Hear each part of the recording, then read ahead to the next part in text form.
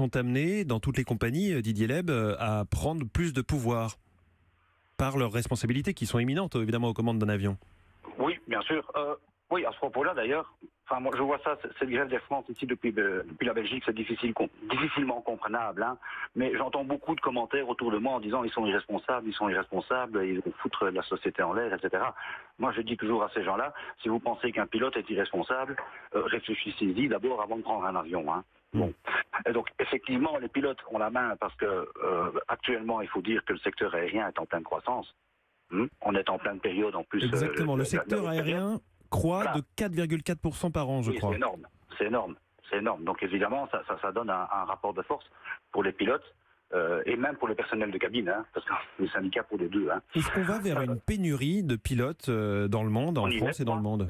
Je crois qu'on y est. Moi, je suis certain que les compagnies n'attendent qu'une chose, c'est que leurs concurrents tombent en faillite pour pouvoir piquer tous leurs pilotes dans des conditions plus intéressantes que celles que leurs pilotes actuels ont déjà. Moi, je crois que c'est comme ça qu'ils sont en train de fonctionner pour l'instant. Xavier Titelman, on dit que le monde de l'aérien a besoin de 255 000 nouveaux pilotes de ligne dans les 10 prochaines années. Oui, c'est colossal. En fait, l'aérien... Ce qui est beaucoup plus que ce que les promotions d'écoles... Les écoles ne pourront pas fournir le nombre de pilotes qui sont nécessaires pour les prochaines décennies. Donc là, c'est évident.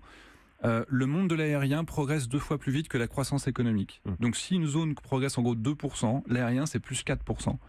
Et le problème, c'est que pendant toute une période, on a les grandes compagnies qui ont arrêté de recruter. On parle d'Air France, évidemment, qui est le poids lourd, le poids massif en France. Ils ont arrêté de recruter, donc toutes les écoles ont arrêté de produire. On a eu des chômeurs, on a eu des pilotes au chômage. Moi, je reçois des CV de pilotes qui sont agents immobiliers et qui me disent « Est-ce que je peux être instructeur dans ton centre ?»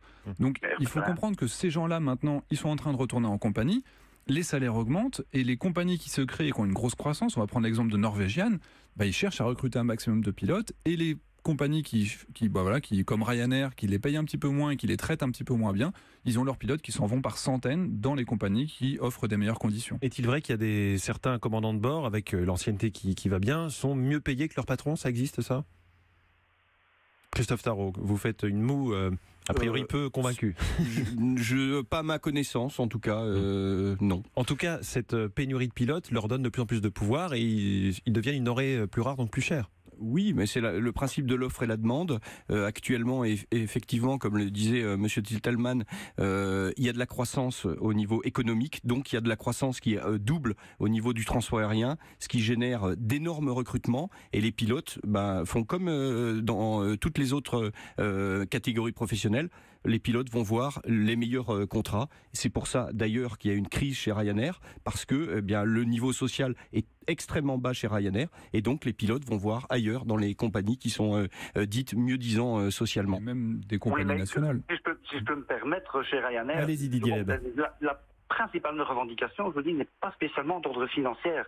C'est le respect, etc. Oui. Et la manière aussi, et la rentabilité qu'on leur demande, les rythmes, aller jusqu'au bout de ce que permet l'EASA, donc l'autorité européenne en matière d'aviation, faire voler de plus en plus d'accepter de plus en plus d'exceptions pour la fatigue dont on parlait tout à l'heure. Ryanair va jusqu'au bout de ça. Donc on a des pilotes épuisés, exténués. Et ça, comme on disait tantôt, ça pourrait avoir un énorme impact sur la sécurité, évidemment. Xavier Titelman. Et d'ailleurs, cette fatigue excessive, on le voit chez Royal Air Maroc, il n'y a pas assez de pilotes. Les pilotes arrivent à la limite du maximum des heures de vol qu'ils ont le droit de faire sur une période, et on a des centaines de vols qui sont annulés. Donc c'est pas que Ryanair, c'est même des compagnies nationales comme Royal Air Maroc.